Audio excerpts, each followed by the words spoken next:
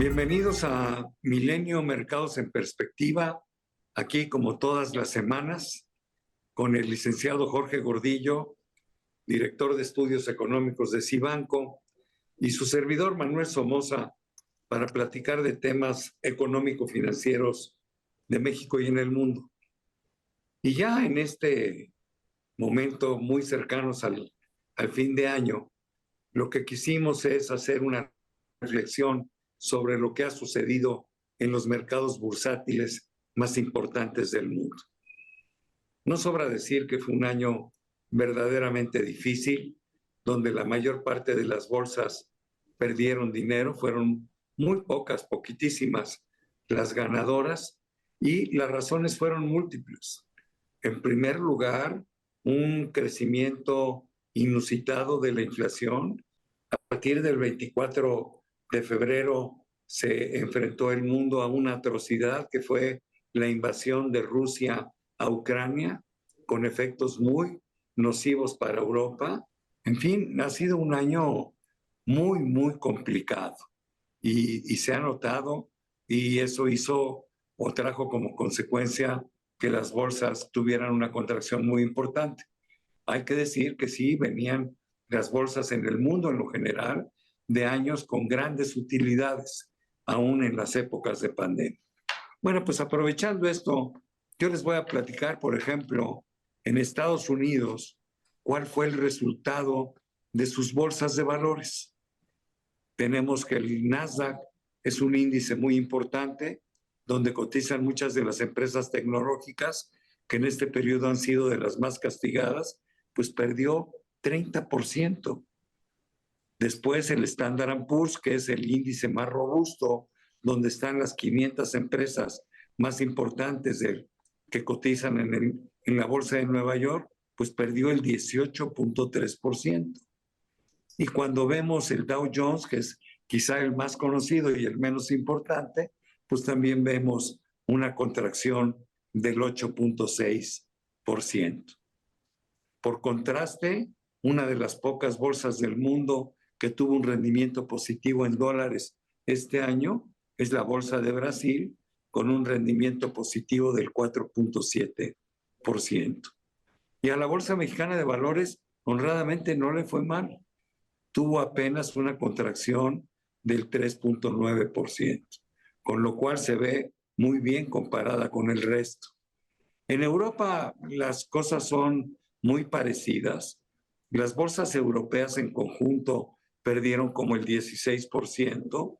Alemania, el índice alemán perdió 18%, el del Reino Unido el 9.5%, Francia el 14%, y hubo países más castigados, ¿no? Como por ejemplo Italia con una contracción del 20%, Suiza del 17% y España del 12%. En la reunión de Asia-Pacífico, que debería de haber sido la mejor librada, pues también hubo efectos negativos, porque el comportamiento de China realmente arrastró hacia abajo a toda la zona.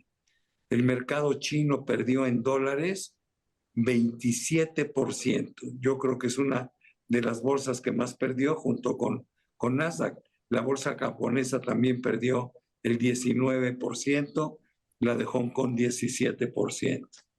O sea que fue un año francamente malo. Es una crisis bursátil importante. No hacía muchos años que no veíamos contracciones de este tamaño.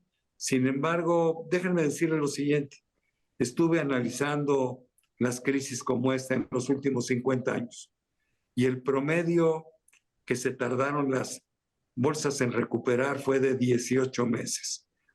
Primera observación, las bolsas siempre se recuperan. Puede tomar un poco más, un poco menos de tiempo, pero siempre se recuperan, lo cual es una noticia alentadora para aquellos que han participado en estos mercados, aquellos que tienen la madurez para esperar y saben soportar los malos momentos que se presentan cuando se presentan, como los que estamos viviendo.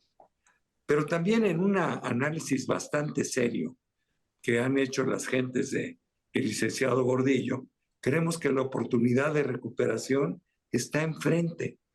la contracción fue de tal tamaño que yo creo que se tocaron o se están tocando pisos y que lo que queda hacia adelante es la oportunidad de recuperarse con mayor o menor tiempo, con mayor o menor velocidad, pero no tengo la menor duda de que estamos en la antesala de la recuperación.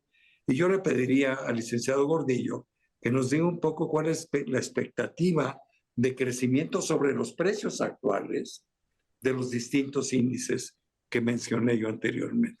Jorge, ¿por qué no nos platicas tu análisis? Gracias, Manuel. Saludos a todos. Pues, efectivamente, lo que vivimos doble golpe a las bolsas de valores. Primero, esta subida en las tasas de interés le hace competencia, le empezó a hacer competencia en la inversión. Conviene en algún momento considerar invertir en bonos porque los bonos ya están pagando mucho más de lo que pagaban, casi el 0% en Estados Unidos o muy bajos en otros países.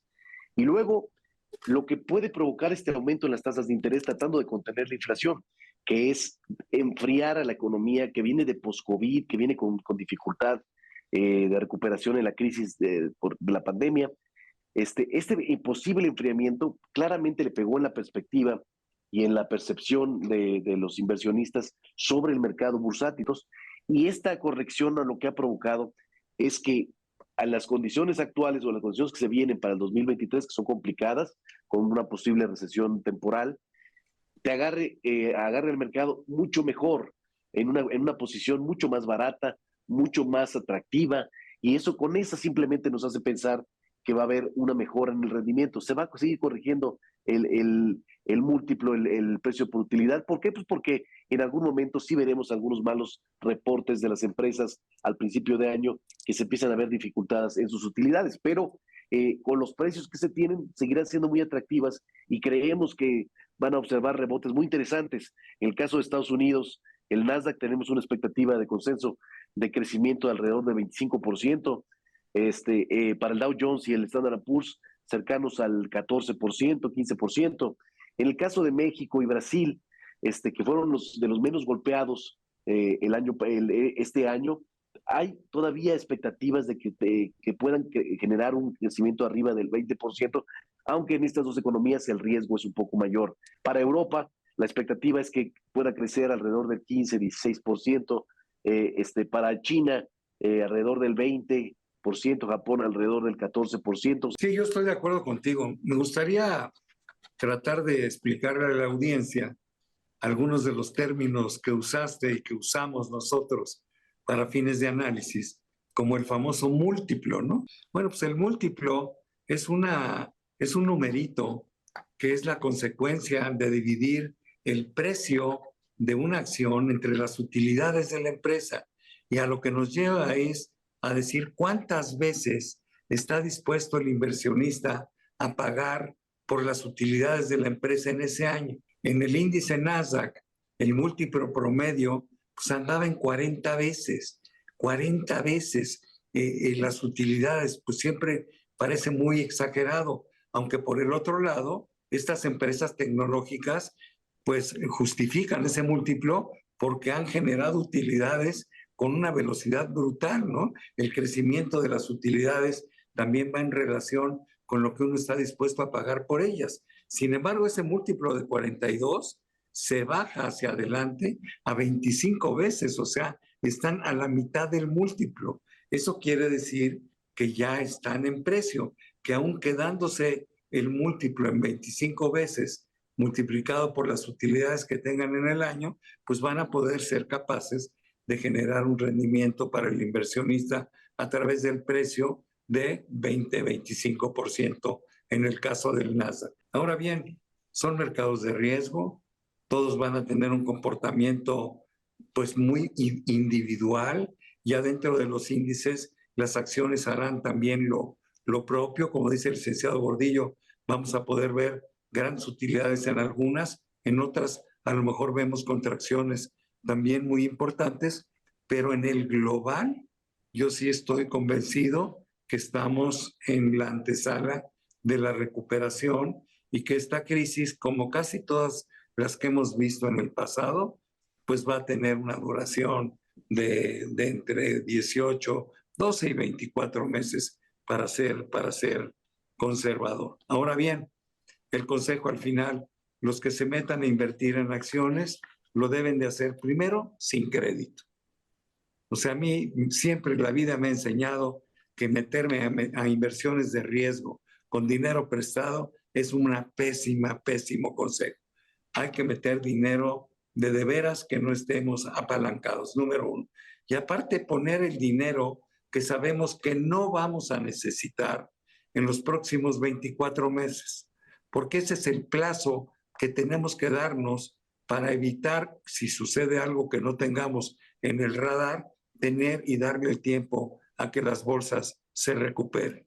Los inversionistas que entraron con nosotros en años pasados, bueno, pues tuvieron un 2022 bastante malo. La mayoría de ellos se han aguantado y estoy seguro que en el 23 van a haber recuperado lo que perdieron en el 22, pero ya tienen amarrado todo lo que ganaron desde el 14, 15, 16 y 17 en adelante, que fueron magníficos crecimientos de las bolsas, sobre todo de las bolsas internacionales. Esa es la perspectiva de los mercados. No sé si quieras agregar algo, mi querido Jorge. Sí, si me permites hablar un poquito del sector tecnológico, porque ese fue el más golpeado. Ahí está representado con el Nasdaq. Por muchos años nos acostumbramos a ver estas empresas creciendo constantemente en múltiplos muy altos y no importaba que fueran caras porque enseñaban constantes crecimientos. Era una empresa de crecimiento que estaba completamente evolucionando, entrando en moda. Y ahora que vemos reveses, empieza la duda de que si este sector ya va a desaparecer o va a cambiar o ya no es atractivo. Nosotros no pensamos eso. Pensamos que necesitaba una corrección y lo que se viene para los próximos años es un cambio importante en la tecnología, en cómo van a ser las ciudades inteligentes, los carros, la gente. O sea, sí, seguirá siendo la tecnología la base del crecimiento del mundo. Yo estoy 100% de acuerdo contigo.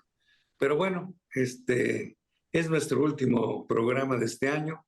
Les deseo a todas las gentes que nos han acompañado a lo largo del año en Milenio Mercados en Perspectivas lo mejor para el año entrante, con muchísima salud, que lo pasen muy bien en compañía de sus seres queridos. Muchas felicidades, muchas gracias por estar con nosotros y pronto estaremos aquí nuevamente en Milenio Mercados en Perspectiva.